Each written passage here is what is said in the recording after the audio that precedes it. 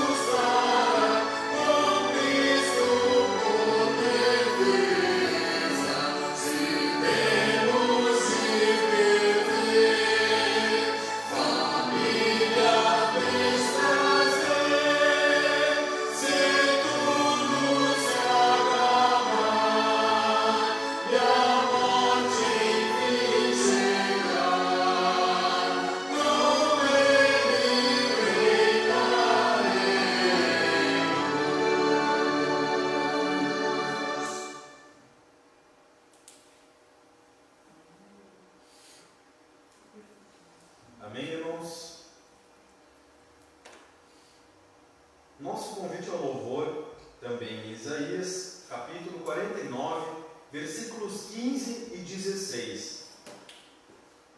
Acaso pode uma mulher esquecer-se do filho que ainda mama, de sorte que não se compadeça do filho de seu ventre? Mas ainda que esta viesse a se esquecer dele, eu, todavia, não me esquecerei de ti. Eis que nas palmas da minha mão te gravei. Irmãos, como a gente vai ver um pouco hoje na pregação, o objetivo de Deus em glorificar o seu nome e o objetivo de Deus em salvar o seu povo amado, em expressar o seu amor pelos seus remidos, não são objetivos que concorram entre si. Como o John Piper fala muito bem sobre isso, Deus é glorificado quando o povo que Ele ama é por Ele abençoado e nele se regozija. Deus é mais glorificado quando nós mais desfrutamos da glória do seu nome. Então, por isso que no capítulo 48, como nós vimos, ele pode dizer que é pela glória do nome dele que ele faria a redenção. E no capítulo seguinte, ele dizer que o motivo dele também é o amor pelo seu povo. Ele vai dizer que uma mulher, ele coloca essa questão, pode uma mulher esquecer do filho que ainda mama? E a resposta natural é que não. E infelizmente a humanidade é tão corrompida que às vezes acontece. Nós temos exemplos de mulheres que esqueceram dos seus filhos e ainda assim Deus diz, mas ainda, mesmo nesse caso extremo, de uma pessoa tão má, tão encrudecida ou tão mal psicologicamente que possa se esquecer do próprio filho de peito, ainda assim, eu, o Senhor, não me esqueço daqueles cujo nome eu coloquei na palma das minhas mãos. Que glória bendita é essa para nós. Então, alegres por isso, nós vamos cantar os nossos louvores ao Senhor.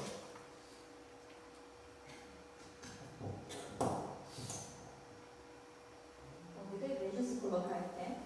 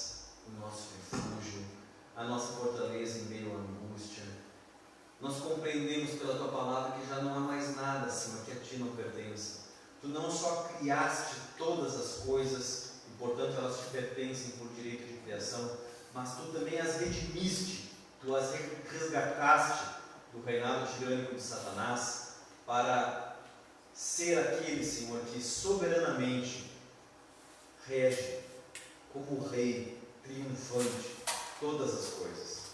E nós também estamos incluídos aí, Senhor. Nós Te pertencemos, nós somos Teus súditos. Todo o mundo é. A diferença, Senhor, é que existem aqueles que se rebelam contra o Rei, e sobre os quais, naquele dia que Tu profetizaste na Tua palavra, Tu também reinarás, e todos se dobrarão diante de Ti, e confessarão que Tu és o Senhor.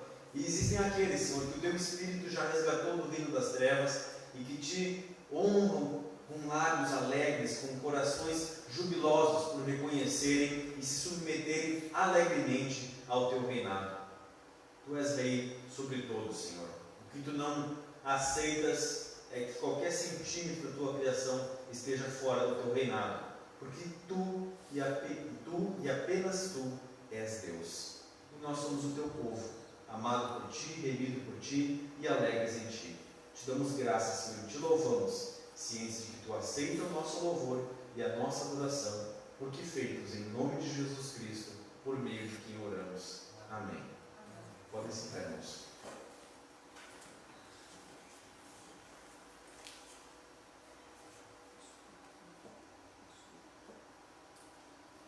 Nós não teremos a leitura alternada hoje. Lugar não, na verdade nós não teremos a leitura alternada, porque nossa liturgia foi um pouco maior em outros momentos. E nós teremos agora o momento de adorar a Deus através de ofertas e dízimos. Nós colocamos ali um recipiente em cima do gasofilaço, já que nós estamos sem a chave do gasofilaço, e aí os irmãos podem então depositar suas ofertas e seus dízimos ali. E enquanto isso nós cantaremos o nosso tradicional hino número 58, o hino de nome Ofertas.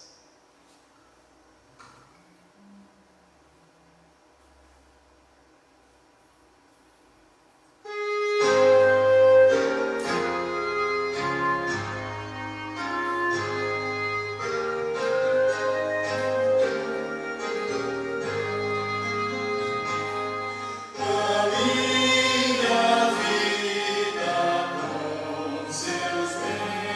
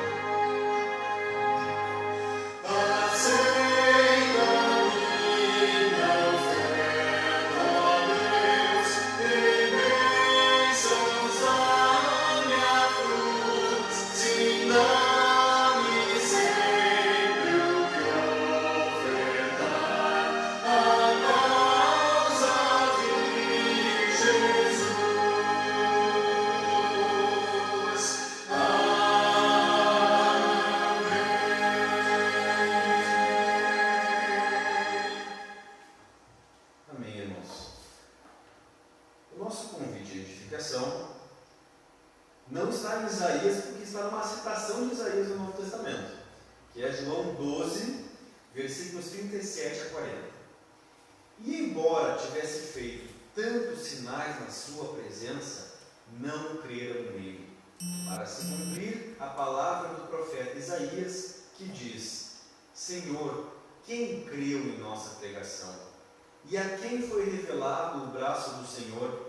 Por isso não podiam crer, porque Isaías disse ainda: cegou-lhes os olhos e endureceu-lhes o coração, para que não vejam com os olhos, nem entendam com o coração, e se convertam e sejam por mim curados. Irmãos, esse texto nos mostra que a rejeição dos fariseus e dos judeus a Jesus, ela não foi um acaso, mas ela já estava profetizada pelo nosso Deus e fazia parte dos decretos eternos dele. Por isso que eles não receberam a Jesus, porque Jesus era o Messias rejeitado. Ele era o Messias que deveria ser rejeitado e foi rejeitado pelo seu povo. E nos mostra também, irmãos, que se nós podemos crer nessa pregação, é porque antes o Espírito Santo de Deus abriu o nosso coração, abriu o nosso entendimento para crer na sua palavra. E isso não anula, irmãos, que Paulo diga também no Novo Testamento: não haja em vós coração duro que rejeite o Deus vivo. Nós somos alertados todos os dias, irmãos, a quebrantar o nosso coração diante do nosso Deus para ouvir a sua palavra. A soberania do seu Espírito não anula a nossa responsabilidade, pelo contrário, é a soberania do seu Espírito que nos capacita a crer e que nos torna responsáveis diante do nosso Deus. Irmãos, demos graças ao Senhor, porque o seu Espírito está aqui hoje, falando ao nosso coração. E também exortemos a nossa consciência de que jamais rejeite aquilo que o Senhor tem para falar para nós na sua palavra. Vamos então, Jeff pode desligar o data show agora, a nossa pregação, eu esqueci de botar o textinho aqui no capítulo, mas é em Lucas 2, e o tema é a soberania de Deus na pandemia. Lucas 2.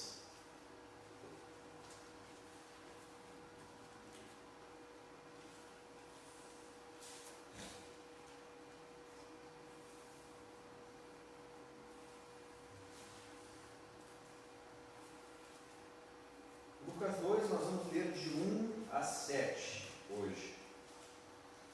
É um texto que nós já tivemos a oportunidade de meditar e que hoje nós vamos novamente ver algumas considerações sobre ele, e eu acho que ele é muito relevante para o nosso contexto mundial atual.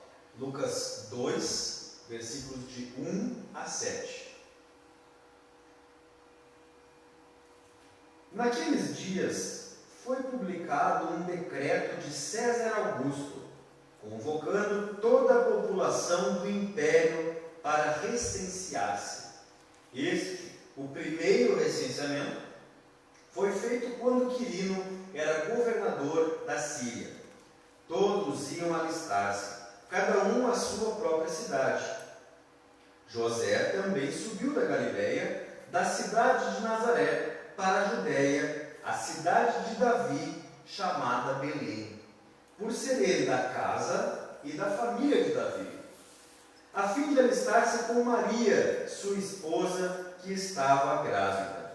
Estando eles ali, aconteceu completarem-se-lhes os dias, e ela deu à luz o seu filho primogênito.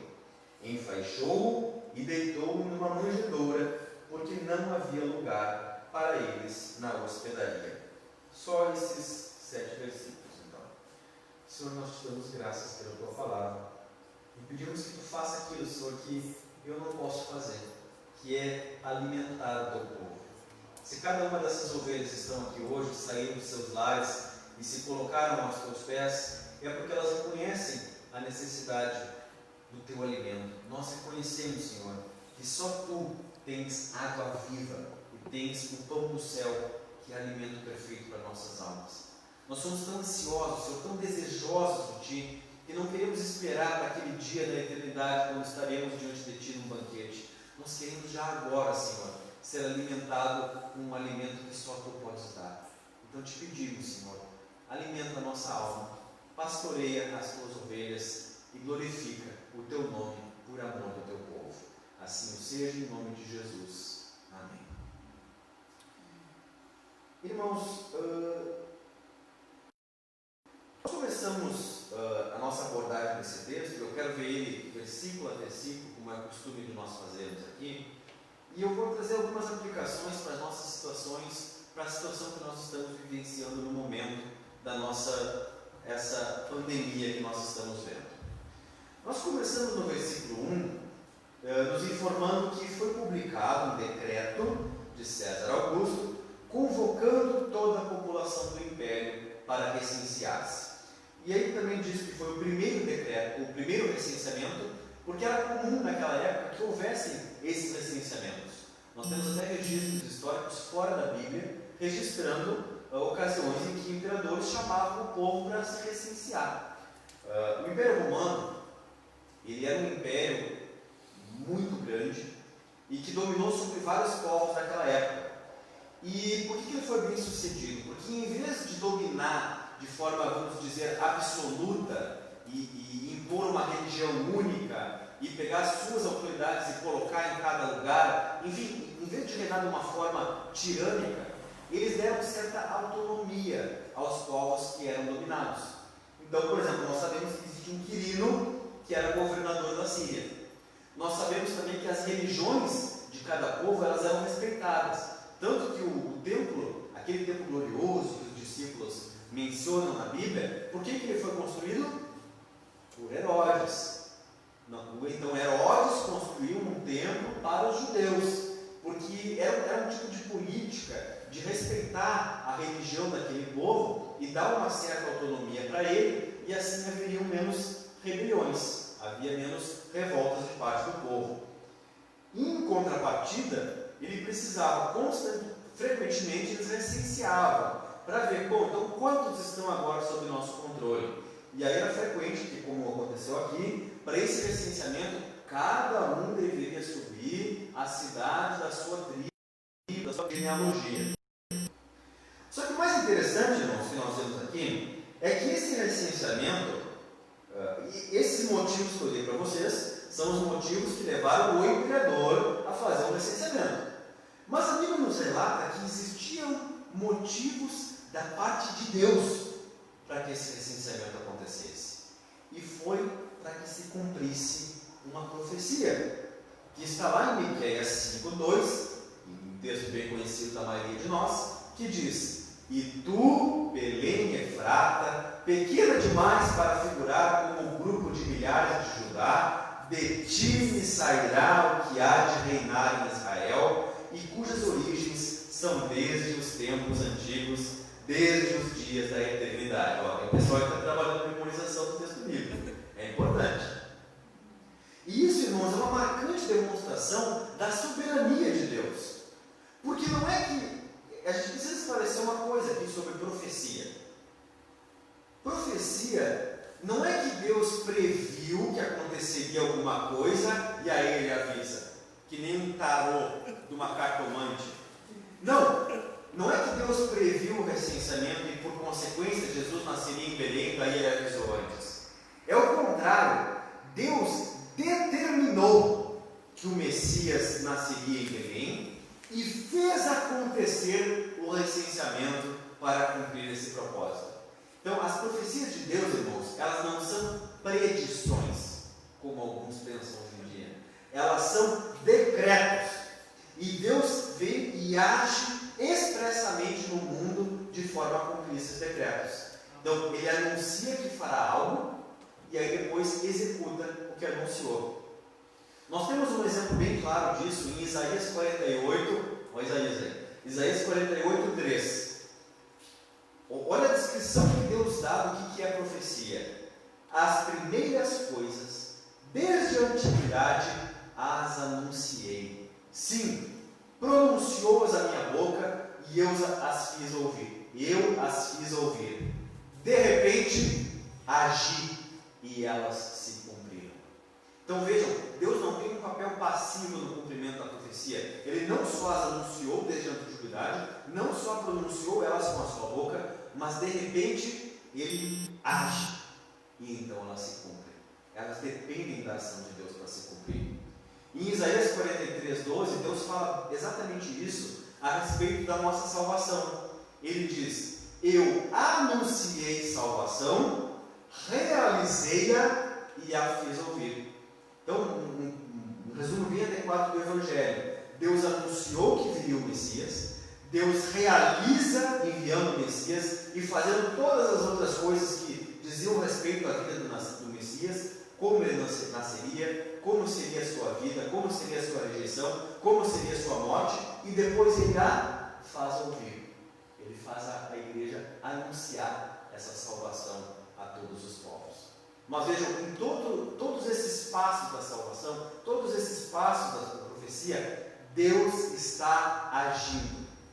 Ele não só atirou a profecia e virou as costas para fazer outra coisa. Não, Ele controla cada passo do cumprimento da profecia de Deus, da sua própria profecia. Os primeiros anos de Jesus, irmãos, eles já são repletos de ações divinas para cumprimento dos propósitos dele. Então, é bem interessante, por exemplo, que só sobre o nascimento de Jesus, nós já temos, só sobre o início da vida dele, nós temos 3 profecias. Nós temos essa, de Belém e Efrata, que nós lemos, mas nós temos, por exemplo, uma profecia dizendo, em Oséias 11:1, do Egito chamei o meu filho. E em Mateus 2 vai ser registrado assim: tendo eles partido, eis que apareceu um anjo do Senhor a José em sonho e disse: toma o menino e a sua mãe, foge para o Egito e permanece lá até que eu te avise, porque Herodes irá procurar o menino para o matar. Dispondo-se ele, tomou escondido o menino e a sua mãe e partiu para o Egito, e lá ficou até a morte de Herodes, para que se cumprisse o que fora dito pelo Senhor por intermédio do profeta: do Egito chamei meu filho. Então a própria Bíblia diz que aquilo aconteceu, aquela fuga da família de Jesus para o Egito aconteceu para que se cumprisse aquela profecia em Oséias. E em Mateus 2:23 diz assim: e foram habitar, aí depois já na volta deles do Egito, numa cidade chamada Nazaré, para que se cumprisse o que fora dito por intermédio dos profetas: ele será chamado Nazareno, que está na profecia em Isaías 11:1. Então vejam que interessante, que nós temos 3 profecias aparentemente contraditórias sobre a origem de Jesus. Em Miqueias 5:2 diz que é de Belém Efrata que vai sair o rei de Israel. Temos as profecias que indicavam que ele seria chamado Nazareno, então seria de Nazaré. E em Oséias 11, do Egito chamei o meu filho. Então, 3: Egito, Belém ou Nazaré. E para os judeus do Antigo Testamento, podia ter uma dificuldade, né? Muita discussão, talvez muitas diferentes correntes teológicas sobre como interpretar. E vejam como Deus age para cumprir todas as profecias dele de uma forma específica. Deus move o imperador a fazer um censo para que a família de Jesus, que morava em Nazaré, tivesse de ir a Belém e então Jesus nascesse lá. Então foi de Belém Efrata que saiu. Depois, Herodes decide matar todos os meninos recém-nascidos para que a família de Jesus tivesse que fugir, advertida por um anjo, para o Egito, para que se cumprisse do Egito chamei meu filho. E depois, então, os pais de Jesus são advertidos por um anjo para ir para Nazaré, para que se cumprisse a profecia de que ele seria chamado Nazareno. E as 3 profecias se cumprem integralmente, não é só parcialmente. Isso mostra, irmãos, nem um tio da palavra de Deus cai, e Ele é soberano sobre todas as coisas. E veja, irmãos, que mesmo um governo gigantesco e cruel como o Império Romano, porque se eles eram politicamente permissivos ao permitir essa certa autonomia política, por outro lado, em muitos momentos eles eram cruéis. Nós vemos na crucificação, no Coliseu, nos jogos, que eles eram cruéis. E nem mesmo um governo desse tipo estava fora do controle de Deus. Alguém poderia pensar, mas um império tão malvado está sob o controle de Satanás. Não, Deus ainda estava reinando acima de todas as coisas e era utilizado por Deus para cumprir os seus propósitos eternos. Irmãos, é interessante que o termo que a gente traduz aqui por população do império, no versículo 1, ele é oikomene. E o que ele significa literalmente é mundo. Se a gente fosse fazer uma tradução literal, é que já tem uma interpretação aqui, mas uma tradução literal seria que convocando todo mundo para ser licenciado. Claro, porque o mundo para eles naquela época, o mundo que eles conheciam era aquilo. Era o mundo conhecido de então, era o mundo habitado. O Império Romano era praticamente o mundo, porque depois dele só havia povos bárbaros, e enfim, hoje nós sabemos que existiam povos indígenas e outras populações, mas eles não eram considerados como civilizados naquela época e não eram conhecidos pelo povo. Então, o que a Bíblia diz basicamente aqui é que Deus está movendo o mundo. O imperador está chamando o mundo para ser recenseado. E Deus, irmãos, moveu o mundo para cumprir a palavra dele aqui. E a vida de Jesus, irmãos, ela foi repleta dessas ações de Deus para cumprir profecias. Então nós temos, por exemplo, Mateus 21 diz: isto aconteceu para se cumprir o que foi dito por intermédio do profeta. Dizei à filha de Sião: eis aí vem o teu rei, humilde, montado num jumentinho, cria de animal de carga. Então Jesus entrou num jumento para que se cumprisse aquela profecia. Quando os soldados pegam aquela túnica de Jesus, uma túnica bonita, uma túnica que não tinha nenhuma costura, eles dizem: não vamos rasgar, mas vamos lançar sortes, vamos disputar no palitinho, que é que vai ficar com a túnica dele, para a gente não rasgar e dividir entre um e outro. E aí a Bíblia diz que isso aconteceu para se cumprir a Escritura: repartindo entre si as minhas vestes e sobre minha túnica lançaram sortes. E assim fizeram os soldados. Então não é que Deus, vejam, primeiro vem a profecia e depois os soldados fazem. Mesmo aquela ação má, cruel, de ver um homem inocente numa cruz e disputar na sorte quem ia ficar com a roupa dele, com a túnica do rei, mesmo aquela ação má, cruel, pecaminosa, foi feita e decretada, profetizada e cumprida pelo Deus soberano. Nós vemos o texto de João 12 sobre o endurecimento do coração dos judeus, que foi para se cumprir a profecia de Deus. Então também não foi acaso, mas foi uma ação de Deus. E nós vemos isso, irmãos, também por todo o Antigo Testamento, inclusive coisas más que são cumprimento de profecias de Deus. Um exemplo é Roboão e Jeroboão, quando ele endurece o coração dele, e aí diz que aquilo vinha do Senhor, que ele não deu ouvidos a quem devia dar, porque aquilo vinha do Senhor, que o Senhor queria que houvesse a divisão dos reinos, porque era uma punição, um castigo de Deus. Nós temos Israel e as nações. Diz que Israel pede passagem. Quando Israel está passando pela terra prometida, antes eles vão enviando cartas a algumas nações pedindo passagem. Deixe que nós passemos pela sua terra de forma pacífica. Nós não queremos guerra contra vocês. Vocês não são parte da nossa terra prometida. Então, deixe que nós passemos. E as nações diziam: não, vocês não vão passar, vocês vão passar com guerra. E aí Israel ia lá, guerreava e vencia a guerra. E a Bíblia nos diz lá, se vocês forem ler, que esse endurecimento do coração das nações vinha do Senhor, porque o Senhor tinha predisposto de as destruir. O Senhor tinha determinado que era para aquilo acontecer. Nós temos o exemplo de Sansão. Sansão olha uma filisteia chamada Tímina e ele se namora com ela. E o coração dele cobiça ela. E aquela cobiça era pecaminosa, porque o povo de Israel não era para tomar mulheres dentre os filisteus. Aquela cobiça era pecaminosa.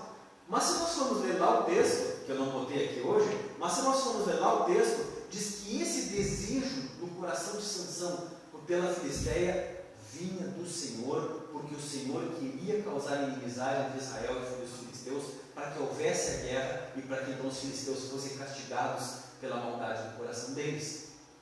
Então vejam, até coisas más ainda assim o Senhor está reinando soberano, perfeito no seu trono. E isso vai mostrar para nós, irmãos, que os decretos de Deus, eles muitas vezes incluem coisas que são dolorosas, incluem coisas que são tristes e que trazem sofrimento, coisas que nós muitas vezes não compreendemos, mas ainda assim a Bíblia não hesita em nos dizer que todas essas coisas estão debaixo do controle de Deus e que muitas vezes Deus decreta um mal temporário para um bem maior e supremo. Nós vemos, por exemplo, em Gênesis 50:20, a história dos irmãos de José. Os irmãos de José vendem José por inveja, por cobiça, por maldade. Vendem José como escravo, né? E aí José vai preso, primeiro recebe na casa de Potifar, depois vai preso. Enfim, tem toda a história de José lá em Gênesis. Mas, no final da vida dele, ele se torna governador e Deus dá um sonho para ele, avisando que vai haver fome na terra. E então José faz um plano econômico de juntar todas as produções da terra durante anos, não vamos consumir, vamos juntar, vamos armazenar tudo, porque vai vir fome aí adiante. E aí o Egito vai ter como dar alimento para as outras nações, não só para si.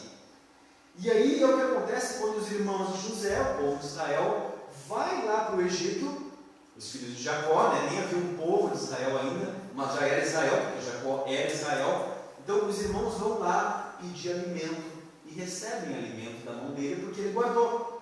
Mas vejam, se os irmãos de José não tivessem vendido José como escravo, ele não teria tido aquele sonho profético da fome na terra, não teria avisado o faraó como o primeiro-ministro, vamos dizer assim, do faraó, e os irmãos dele teriam morrido de fome. Então, e ele vai dizer isso em Gênesis 50:20, falando com os irmãos dele: vocês planejaram o mal contra mim, porém Deus o transformou em bem, para fazer, como vocês veem agora, que se conservem muitas pessoas em vida. Então Deus decretou um mal local, temporário, os irmãos de José vendendo ele como escravo, para um bem maior, para a salvação não só dos irmãos de José, mas de muitas pessoas daquela região. E nós temos um exemplo, irmãos, muito marcante, e que a gente leu um pedaço, que é a morte dos meninos decretada pelo imperador Herodes. O que acontece basicamente? Os magos, aqueles 3 magos que vêm para prestar culto, para adorar o Messias que estava vindo, eles sabem que o Messias está chegando, e eles comentam isso com Herodes, e Herodes diz: olha, quando vocês voltarem, me digam onde está esse rei, para que eu possa ir lá adorar ele também. Só que depois eles são avisados, os magos, por um anjo, avisados em sonho, que aquilo era mentira, que Herodes queria saber onde estava aquele suposto rei, para matar aquele rei, porque não podia haver nenhuma competição com ele. E aí nos diz que, vendo-se iludido pelos magos, enfureceu-se Herodes grandemente e mandou matar todos os meninos de Belém e de todos os seus arredores, de 2 anos para baixo, conforme o tempo do qual, com precisão, se informara dos magos. Então se cumpriu o que fora dito por intermédio do profeta Jeremias. Ouviu-se um clamor em Ramá, pranto e grande lamento. Era Raquel chorando por seus filhos e inconsolável, porque não mais existem. Então Herodes era tão mal que, quando ele viu que ele não ia achar o Messias, então faz o seguinte: pega todo menino de 2 anos para baixo e mata, que aí no meio vai estar Jesus. E não está, porque o anjo avisa José que eles fujam para o Egito, como nós vimos mais no início. Mas vejam que mesmo algo tão doloroso como a morte de bebês não estava fora do controle de Deus, não era algo que pegasse Deus desprevenido, mas cumpria um propósito na história da redenção. As catástrofes, irmãos, os desastres que não entendemos, a pandemia, não estão fora do controle do nosso Senhor, mas são usados por Ele para cumprir propósitos que muitas vezes nós não compreendemos. Sofrimentos em nossa vida, irmãos, são usados por Ele para cumprir propósitos que nós não entendemos. A imagem do homem, a imagem de um homem sem entender os desígnios de Deus, ela é bíblica. Vejam Jó. Jó passou 42 capítulos sofrendo, sem entender por que aquilo estava acontecendo. E ele entendia que era a mão do Senhor que estava sobre ele naquele momento. Ele não entendia o que estava acontecendo, mas ele ainda assim se prostrava em adoração a Deus. Agora, a imagem de coisas acontecendo contra a vontade do Senhor, essa não está registrada na Bíblia em nenhum momento. E mesmo aquele mal que Jó passou, se reverteu em bem depois da história dele. Senhor, antes eu te conhecia de ouvir falar, agora os meus olhos te veem. Agora eu posso compreender quem é verdadeiramente o meu Senhor, que me sustentou em meio a todo esse sofrimento e que ao final veio falar comigo para dizer que eu era o seu servo, que eu era seu amado. Irmãos, como nós podemos então, eu pergunto, entender os propósitos de Deus com essa pandemia, com esse vírus? E aqui eu não vou entrar nem no uso político que é feito do vírus, e se estão dando uma dimensão maior do que é realmente verdade. Eu não quero entrar nesse ponto aqui hoje, pode ser, mas eu não quero entrar nesse ponto. O fato é que o vírus existe e que algumas pessoas estão perdendo pessoas amadas por ele.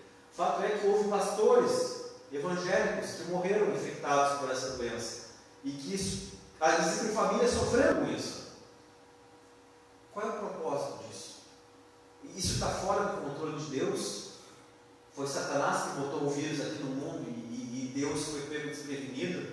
A gente já viu que isso não acontece, que Deus não é pego desprevenido, e que Deus usa as coisas más para propósitos bons. Irmãos, não posso dizer para vocês, como muitos têm tentado, quais são os propósitos específicos de Deus. Que o coronavírus, como eu tive algumas postagens no Facebook, né, do carnaval no Brasil, daquela chacota que fizeram com Jesus, que foi certamente deplorável, né, de Satanás, dizendo, chegou o boleto para pagar. Irmãos, quem pode se arrogar como profeta de Deus e dizer, o Senhor falou que é por isso? Ninguém pode fazer isso hoje em dia, irmãos. Ninguém tem essa autoridade dada por Deus, como Isaías tinha, de proclamar o que o Senhor estava afirmando.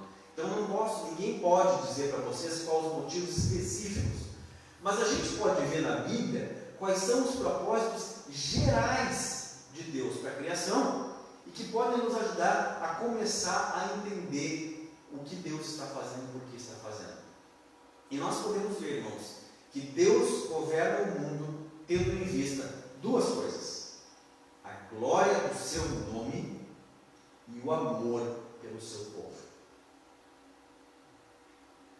Glória. Nós vemos Isaías 48, por amor do meu nome, retardarei a minha ira para que não venha exterminar, por amor de mim, é que faço isso, porque como seria profanado o meu nome, a minha glória não a dou a outrem. No Salmo 106 nós temos, nossos pais no Egito não atentaram às tuas maravilhas, não se lembraram das multidões da tua misericórdia e foram rebeldes junto ao mar Vermelho. Mas Ele os salvou por amor do seu nome, para lhes fazer notório o seu poder. Em Êxodo 14, nós temos o endurecimento do coração de Faraó. Diz que Deus endurece o coração de Faraó, para que Faraó não deixe o povo de Israel ir adorar o seu Deus. E aí diz assim, endurecerei o coração de Faraó, para que os persiga, e serei glorificado em Faraó e em todo o seu exército. E saberão os egípcios que eu sou o Senhor. Eles assim o fizeram. Os egípcios saberão que eu sou o Senhor quando eu for glorificado em Faraó, nos seus carros e nos seus cavalarianos. Irmãos, como Deus foi glorificado nos carros e nos cavalarianos? Quando eles foram submersos pelo mar, que Ele fechou em cima deles. E o que isso nos mostra? Deus salvou Israel, Deus causou aquele conflito entre Egito e Israel, para que o nome dele fosse glorificado, para que aquela nação do Egito que não conhecia Deus como Deus, que não reconhecia o Senhor como Deus, então conhecessem que aquele era o Deus verdadeiro. Deus queria glorificar o nome dele diante dos egípcios. E que Israel conhecesse também o poder libertador de Deus. Agora, esse propósito da glória de Deus, ele sempre tem junto o propósito do amor, o amor pelo seu Messias, que nós vimos aqui, que cumpriu várias profecias e que teve vários decretos, ela não era apenas um decreto de Deus, aquilo que Deus determinou na palavra que faria, mas ela era também uma promessa amorosa de Deus para o seu povo, de enviar aquele que morreria pelos nossos pecados para nos salvar, para trazer salvação a todo aquele que nele crê. Não só foi um decreto de Deus, foi um decreto de Deus, mas era também o cumprimento de uma promessa amorosa. Quando Deus move o mundo para que haja um censo, foi para que Cristo nascesse em Belém, para que assim ele cumprisse as profecias do Messias, para que assim ele fosse capacitado a ser o Salvador daqueles que o Pai amou. E a Bíblia fala claramente isso, que a motivação da vinda de Cristo era também o amor de Deus pelo mundo, porque Deus amou o mundo de tal maneira que deu o seu Filho unigênito para que todo aquele que nele crê não pereça, mas tenha a vida eterna. E nós temos outros textos dizendo isso. Nós temos Isaías 43, visto que foste precioso aos meus olhos, digno de honra, eu te amei, e darei homens por ti e povos pela tua vida. Isaías 49, 15, que nós lemos como convite ao louvor, Deus diz basicamente: pode uma mulher se esquecer do filho que ainda mama e não se compadecer dele? Não, mas ainda que ela venha se esquecer dele, eu todavia não me esquecerei de ti, porque nas minhas palmas das minhas mãos te gravei. O mesmo Isaías que diz que Deus fez aquilo para a glória dele, está dizendo que Deus fez aquilo por amor a Israel. Agora, para nós entendermos como essas duas coisas se relacionam, nós precisamos definir amor. Porque amor é algo que foi muito distorcido na nossa cultura atual. Irmãos, amor, basicamente, olhando para o próprio nosso coração, quando nós sentimos amor por alguém, amor por uma namorada, amor por uma esposa, amor por um filho, amor por um pai, o que nós vemos no amor do nosso coração? Nós vemos, por exemplo, que amor é se importar, amor é se preocupar com a pessoa amada, é querer, para você pudesse resumir, é querer fazer o bem para a pessoa que a gente ama. Quem ama jamais vai querer fazer o mal, quem ama vai querer fazer o bem para a pessoa amada. Mas sempre, irmãos, o maior bem, amar é querer fazer o maior bem do mundo para aquela pessoa amada. O pai que ama o filho, irmãos, muitas vezes ele vai ter de fazer algo que o filho não quer, algo que para o filho parece ser doloroso, algo que para o filho parece ser mal, mas que o pai sabe que é o melhor para o seu filho. O amor, irmãos, envolve nós darmos para a pessoa amada aquilo de mais valioso que nós temos. Só que nós temos uma questão. E para Deus, qual é a coisa mais valiosa que Ele pode dar às pessoas que Ele ama? Qual é a coisa mais valiosa do universo que Deus pode dar para o seu povo? É a Ele próprio. Nada que Deus possa dar ao ser humano pode ser mais valioso, pode ser mais bom para o ser humano que Ele próprio, que o próprio Deus. E é por isso que Ele próprio se faz carne e se entrega pelos nossos pecados. A mensagem que está ali é essa. Por isso que Jesus se chama de pão da vida e da água viva, porque é Ele. É Ele. A salvação não é só me livrar dos pecados para que eu possa então viver num lugar bonito o resto da minha vida. Irmãos, vida eterna para sempre. Haverá vida para sempre para todas as pessoas do mundo. A diferença é que algumas estarão com Deus e outras estarão sem Ele.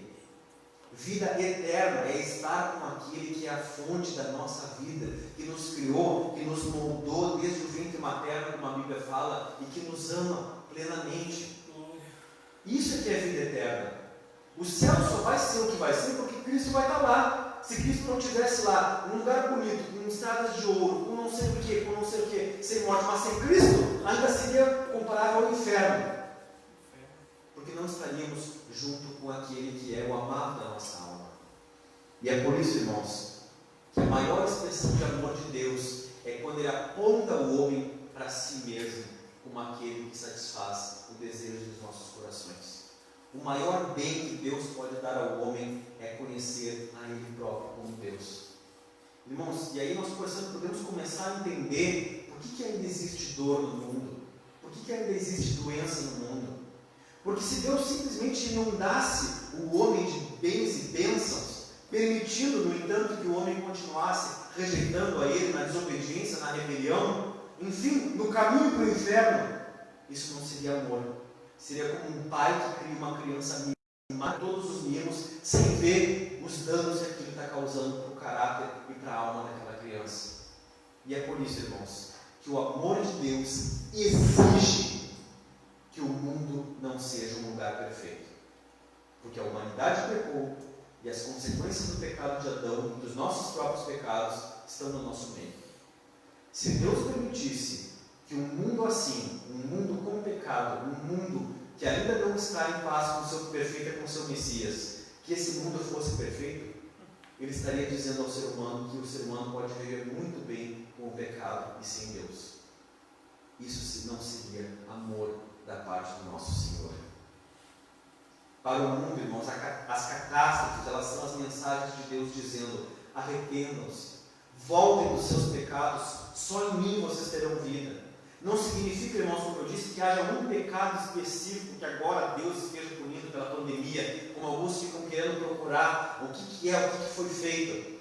Significa, irmãos, que há um propósito geral de Deus ao longo de toda a história humana, em todas as guerras, em todas as doenças, em todos os tsunamis, catástrofes, terremotos, um propósito de dizer: voltem-se a mim. E mesmo nós, irmãos cristãos, alguém pode perguntar: bom, então por que aqueles que conhecem a Deus sofrem também? Por que morreu um pastor de coronavírus se ele conhecia Deus? Irmãos, mesmo nós estamos sujeitos às consequências do pecado que rege esse mundo. Essas consequências gerais, essa mensagem geral de Deus, nos mostra, irmãos, que inclusive nós precisamos ser lembrados disso. Lembrados que nós nunca teremos conforto, paz e descanso perfeitos nessa terra. Lembrados que a nossa casa final não é aqui, mas que nós somos peregrinos, distantes da nossa pátria, e para a qual nós vamos voltar um dia. A Bíblia fala, irmãos, que preciosa é a morte dos santos às olhos do Senhor.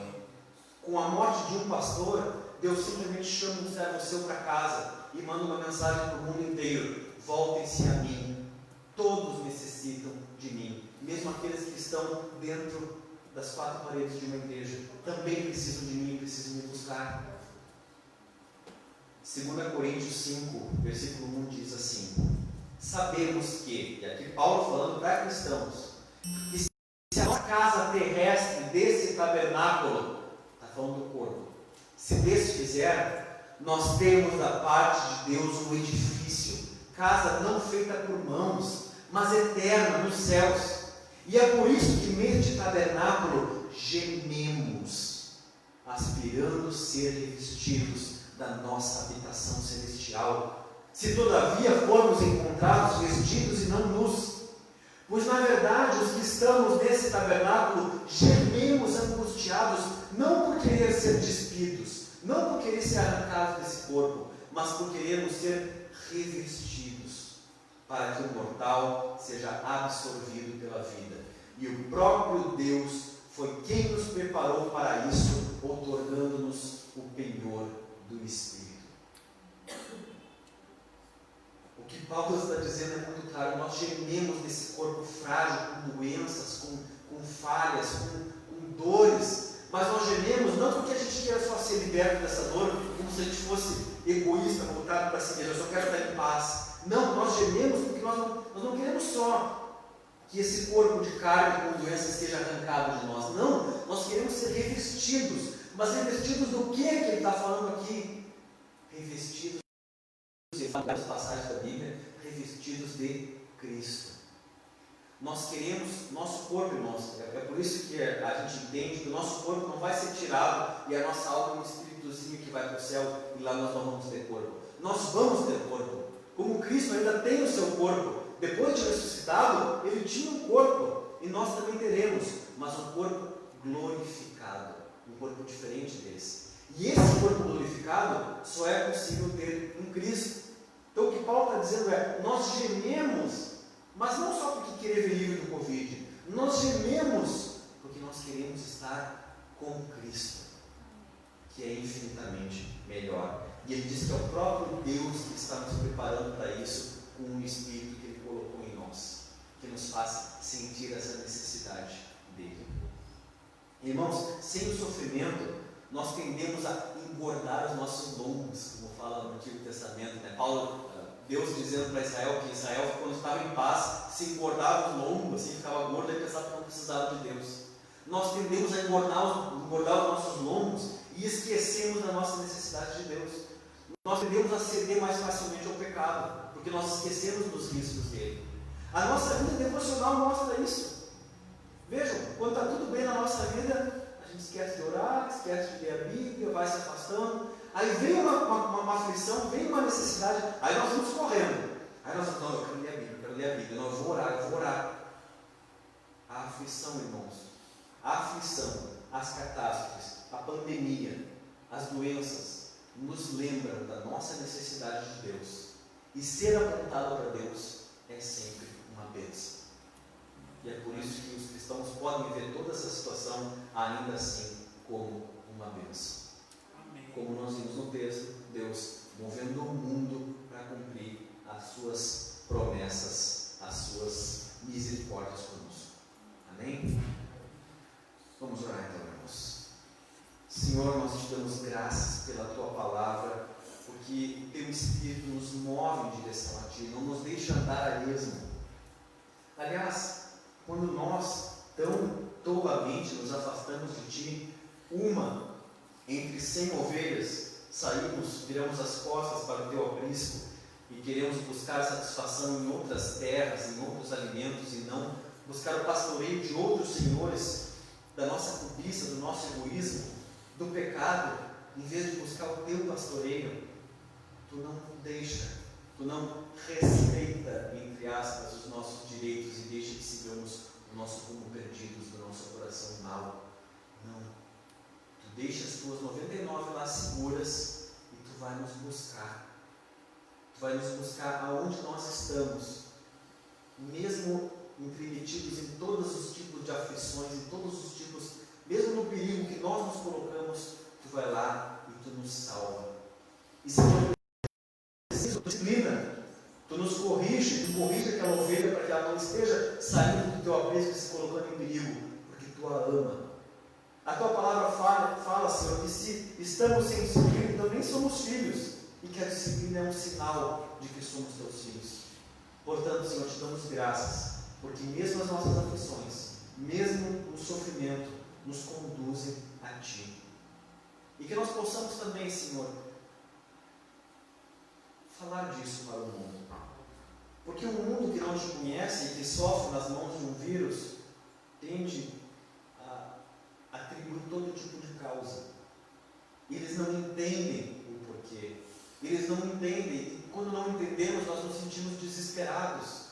E nós temos, Senhor, a mensagem para dizer para eles do que é esse vírus, do que é o motivo disso tudo e qual é o motivo de toda a criação, de todas as catástrofes. Nós não temos só a explicação para esse sofrimento, nós temos a explicação para todo o sofrimento e uma explicação que conforta o coração humano, porque aponta para ti.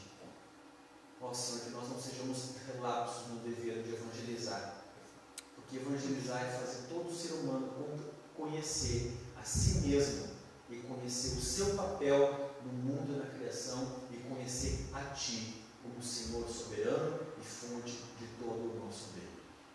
Nós te damos graças, Senhor, e que essas verdades sejam plantadas no nosso coração pelo teu